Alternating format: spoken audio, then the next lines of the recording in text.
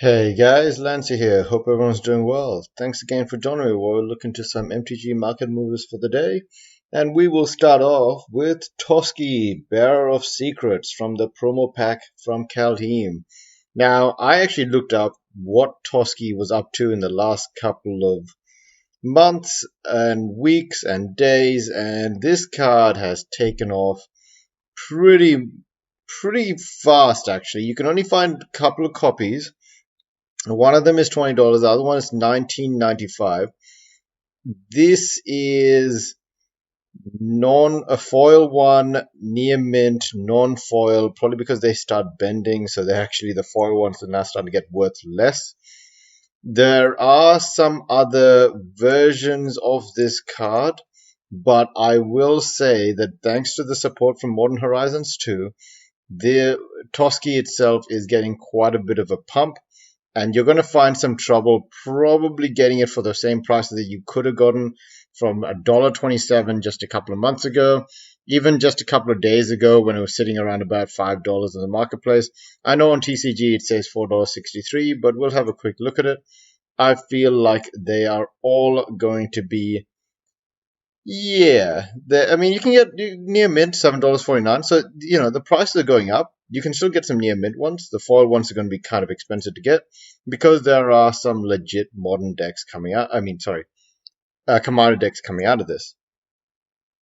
Moving on, the showcase is sitting at $5.57, but I think that could still depend on exactly what you're looking for from the cards. Next card is Reaver Demon from Commander Anthology. It is a 6 power, 6 toughness demon for 8 mana. That's actually quite a lot. Demon flying. When a Reaver Demon enters the battlefield, if you cast it from your hand, destroy all non-artifact, non-black creatures. They cannot be regenerated. Pretty decent card. It took a bit of a dump around about Jan to May, and now it's starting to rise back up. Right now it's sitting at $1, so I think it actually jumped up by a decent amount in the last couple of days, probably 20%. But we'll have to see what happens in the next couple of days. The next card is Blood Moon from 9th edition. It looks like it got a decent spike right here, going from $11 to $12.50. And it is specifically selling for $15 on TCG. You can get some other versions of this card, but it does look like this might be the cheapest, which means that it probably isn't going to stay the cheapest for long. And this does look like a sudden move in the last couple of hours. Once again, 11.24 to 12.50. Gwendolina.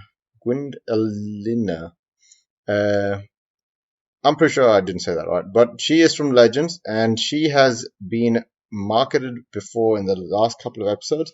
I think I mentioned her as well. She is right now sitting at $500 on TCG, no other printing on the reserve list. I'm pretty sure Rudy talks about it all the time. Flatlined at 500, but you can see that there are some premium versions going for $749 on the marketplace. Next is Centennial Centaurs from Urza Saga. 3 colorless, 1 green for a 6/3 centaur with Echo. So it's 8 mana for a 6/3. Cannot be the target of spells and abilities. Not too bad. This card has gone quite crazy, obviously, just as much as any other card goes that are just old and on the reserve list. Starting it from 84 cents on January 25th to now sitting at $4, $5 on TCG Marketplace. You can get it from TCG Player for $1.48, but we don't know if that's actually going to be available or not. I'll do a quick check and come back to it. Gabriel Angelfire from Legends, 3 colorless, 2 white, 2 green for a 4/4 Legend Angel. This card also was on my list a couple of days ago, and it looks like it is continuing to spike straight up into the sky. You can see that the last couple of days have been just moving slowly up. And it is right now sitting at TCG Player for $30. It is not on the reserve list. You can get a Chronicles version for 47 cents with a white border and quite a bit of a change in coloring. But it really does depend on what you're looking for. Is not that impressive, but it is a legend in a unique color and an angel. Watery Grave, Secret Lairs. This card has been going straight down since it first got printed from Secret Lairs. It's right now sitting at $12.67. We'll have to see what happens with it. I'm not too sure if the spike is even worth mentioning. And going back to the Centaurs, right now you can get a lightly played for $1.64. Not that bad for a reserve list Urza Saga card, but you'll have to make the decision yourself. I don't think there's that many places or reasons to play it. Moorish Cavalier from Arabian Nights. This card has got another printing in Time Shifted, and I'm pretty sure I have this copy of it. I was actually quite like, whoa, I have a $9 copy from Time Shifted. No, the Time Shifted one is still worth 25 cents. The $9 copy is from Arabian Nights, and I'm not too sure if that's actually worth it right now. Like, I understand, I think it's a knight, it's a human knight, it's got trample, it's a 3/3, unique for being in mono white, but really, I don't see a value. Like, I wouldn't put this in my Knights deck. I wouldn't put this in almost any deck. Like, and it's not a reserve list card. So you guys will have to find the value in that one. Let me know if there's anything unique that I'm missing. Magi Jinn from Arabian Nights. 3 red for a Jinn. If you chose to attack with the Jinn, flip a coin immediately after the attack is announced. Opponent calls head or tails while coin is in the air. If the flip ends up in the opponent's favor, the Jinn is tapped but does not attack. Is that because the new Forgotten Realms has like ways to mess around with the dice? I thought the messing around with the dice was specifically for commanders and dungeons and stuff like that. I didn't think it actually applied to Jinns or other cards that just let you roll dice, but maybe it does. Sorry. So it is from Arabian Nights, and it's not on the reserve list. Right now it's sitting at $70.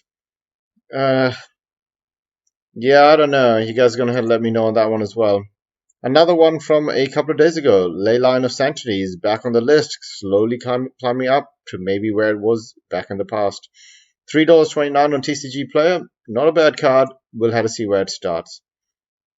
Or stops for price. Ronan's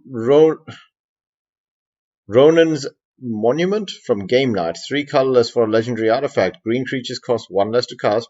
Whenever you cast a creature spell, target creature you control gets +2/+2 and gains trample until end of turn. Exceedingly good card. Starting in from when it was 21 cents, now it's sitting at $2.33. Really, really good card. It's in Armored Cut. It's in Mystery boosters, and I like all of the monuments. I think they're all pretty decent. Dragonlair Spider from Planechase Anthology. 2 colors, 2 red and 2 green for a 5/6 spider. It has reach, and whenever opponent casts a spell, create a 1/1 green insect creature token. I like this card a lot. I have it in my token deck, and it's just a exceedingly good token generator. People don't usually catch it until it produces 5 or 6 spiders, and then they realize it's actually quite a bit of a problem when you bump up all the power of the spiders and stuff. So it's been printed multiple times. It's not a reserve list card. It's sitting at $1.25 on TCG Player. I think it's a pretty good card, but you'll have to see exactly how much more it grows or goes for price. Faceless Haven. This card has been on the list for the last couple of days, and it is continuing to climb up. It is from Cal Team. It is sitting at $1.90 on TCG, and it moved up by almost 20% or more in the last couple of hours. Yeah, it looks like the premium and the average market prices both going up. And Nailea's Colossus from Commander 2018, 6 colors, 1 green for a 6/6 giant. Whenever the Colossus or another enchantment enters the battlefield, under your control, double target creature's power and toughness until end of turn. Pretty cool. You could really come out of nowhere and destroy someone with this.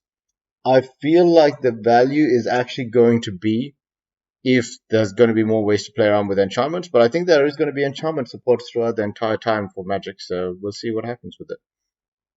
And to finish off, let's have a look at MTG Goldfish and see what the market movers are for the day. So 13% for Faceless Haven. Hive of the Eye Tyrant has apparently moved up by 10%, but that is from Forgotten Realms, so not very easy to keep tabs on. Righteous Valkyrie has moved up by 5% to $3.14. The biggest drops are all from Forgotten Realms, with the biggest ones being the Book of Exalted Deeds, Circle of the Dream Druids, Arcleech, and Zerial. Icing Death, Frost Tyrant, Elwick, Flameskull dropping down by 20%, and the Book of the Vile Darkness dropping down by 16%. The biggest gains on the weekly side for any daily changes, not really, no, and the biggest drops are all from Forgotten Realms. Moving over to Modern, Sliver Legion's gone up by 17% today. That was not picked up by MTG stocks. Tormod's Crypt, another 15% from Time Shifted. That is actually insane. I got one of those, and I don't remember that being that valuable, or a reason for it to be that valuable, but okay. Goblin King, moving up by 14%. Pithing Needle, 22%. Darkness from Time Shifted, moving up by 13%. Those are some impressive daily changes, especially when you look at the other side, and Glimmervoid is the only one that's dropped down by 8%. Everything else is pretty much stagnant. Yes, Sliver Legion is actually popping up on the weekly chart because of that. Urza, crazy stuff. That guy was broken to begin with, which is why I never picked him up. But maybe I should have when he was sitting at $40. I just thought that he was going to be busted. They're going to ban him. Archive Trap, nope. Chalice of the Void, moving up by 9%. Phyrexian Crusader, moving up by 27%.